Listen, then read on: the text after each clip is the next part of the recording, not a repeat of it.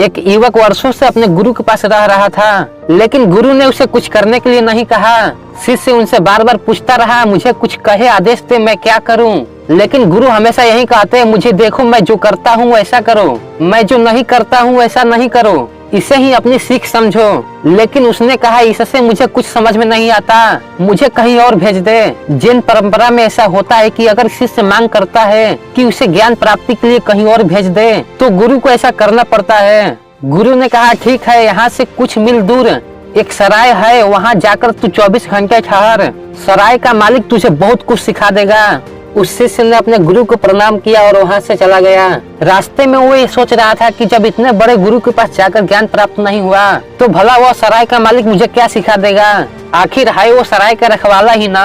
वो बड़े बेमन से चला जा रहा था। वो जब सराय के पास पहुंचा तो सराय के मालिक की शक्ल सूरत देखकर उसका दिमाग खराब हो गया। उसने सोचा, भला यह मुझे क्या सिखाएगा?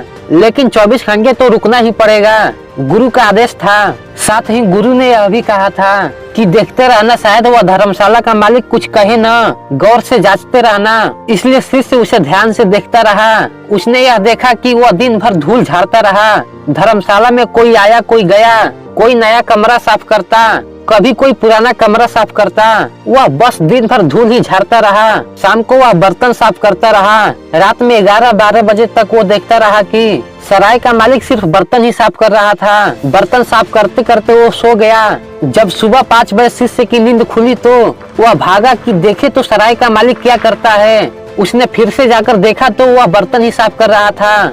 जिन बर्तनों को उसने रात को साफ करके रख दिया था, वह सुबह उठकर उन्हें फिर से साफ करता रहा। यह देखकर उस शिष्य से रहा नहीं गया। वह सराय के मालिक के पास पहुंचा और उससे हाथ जोड़कर कहा, महाराज, सब तो ठीक है, मैं आपसे ज्यादा ज्ञान की अपेक्षा नहीं करता, लेकिन आप इतना तो बता दे कि साफ किए हुए बर्तन को क्यों दोबारा साफ कर रहे हैं? उस सराय के मालिक ने कहा, रात भर बर्तन रखे रहे तो धूल जम जाती है, उपयोग करने से ही धूल नहीं जमती, रखे रहने से ही धूल जम जाती है, समय के बीतने से भी धूल जम जाती है। यह बात शिष्य की समझ में नहीं आई।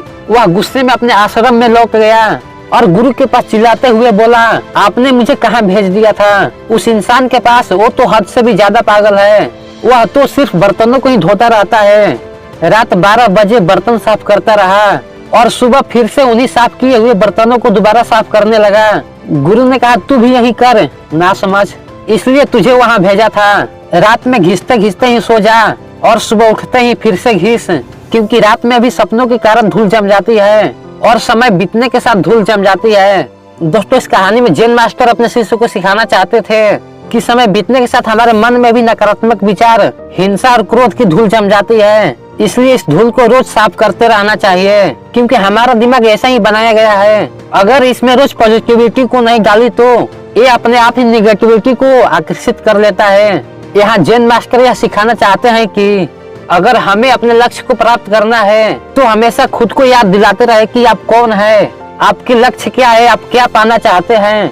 क्योंकि समय के साथ नकारात्मक विचारों की धूल हमारे लक्ष्य को धुंधला करती चली जाती है। यदि जीवन में कुछ बड़ा हासिल करना है तो खुद को याद दिलाते रहे कि आप कौन है, आपकी मंजिल क्या है। इसलिए जैन गुरु ने कहा, तू भी अपने मन को लगातार साफ कर, दिन में भी साफ कर, रात में भी साफ कर, साफ करते करते सो जा और उठने के बाद भी साफ कर।